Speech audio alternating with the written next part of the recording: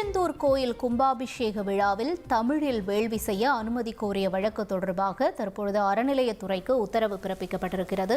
விவரங்களோடு இணைகிறார் எமது செய்தியாளர் மாரிச்சாமி. மாரிச்சாமி, வணக்கம். இந்த விவகாரத்தில் அறநிலையத்துறைக்கு என்ன உத்தரவு பிறப்பிக்கப்பட்டிருக்கு? நிலவரம் என்ன?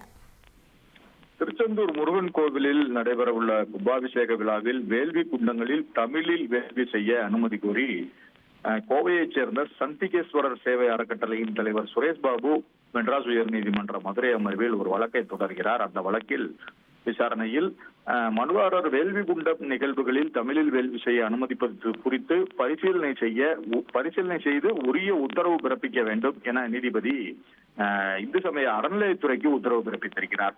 மேலும் இந்து சமய அறநிலையத்துறை கட்டுப்பாட்டில் இருக்கும் கோவில் கும்பாபிஷேகங்களில் தமிழில் வேள்வி குண்ட நிகழ்வுகள்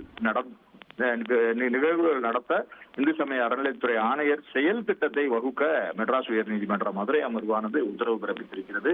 இந்த வழக்கின் பின்னணி பார்த்தோமானால், இந்த கோவையைச் சேர்ந்த சந்திகேஸ்வரர் சேவை அறக்கட்டளை தலைவர் சுரேஷ் பாபு தாக்கல் செய்துள்ள மனுவில் திருச்செந்தூர் முருகன் கோவில் கும்பாபிஷேகம் வருகிற ஜூலை 7ஆம் தேதி நடைபெறுகிறது. தமிழ் சைவ திருவழிபாட்டில் பட்டம் பெற்று கடந்த 20 ஆண்டுகளாக தமிழில் வேள்வி நடத்தி வருகிறேன். நான் அகராதிகள், திருக்குறள், தொல்காப்பியம் போன்ற தமிழ் சாஸ்திரங்களில் இருந்து எடுத்த தமிழ் மந்திரங்கள் இருக்கிறது. அந்த மந்திரங்கள் சமஸ்கிருதத்துடன் சமமாகவே தமிழுக்கும் முக்கியத்துவம் வழங்கப்பட வேண்டும்.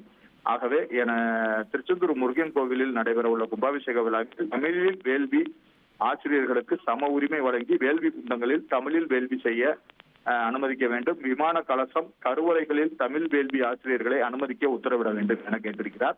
இந்த வழக்கானது மெட்ராஸ் உயர் நீதிமன்ற மதுரை அமர்வு நீதிபதி சரவணன் முன்பு விசாரணைக்கு வந்த பொழுதுதான் நீதிபதி பிறப்பித்த உத்தரவில் இந்து சமய அறநிலையத்துறை ஆணையர் மனுதாரரின் கோரிக்கை குறித்து பரிசீலனை செய்து வேள்வி குண்ட நிகழ்வுகளில் கலந்து கொண்டு தமிழில் வேள்வி செய்ய அனுமதிப்பது குறித்து பரிசீலித்து உரிய உத்தரவு பிறப்பிக்க வேண்டும் என கூறியிருக்கிறார். அதுபோக வரும் காலங்களில் நடக்க இருக்கும் இந்து சமயத்துறை அறநிலையத்துறையின் கட்டுப்பாட்டில் இருக்கும் கோவில் கும்பாபிஷேகங்களில் தமிழில் மந்திரம் உச்சரித்து வேள்வி குண்ட நிகழ்வுகள் நடைபெற செயல் திட்டத்தை இந்து சமய அறநிலையத்துறை ஆணையர் வகுக்க வேண்டும் என உத்தரவிட்டு வழக்கை முடித்து வைத்திருக்கிறார் நீதிபதி.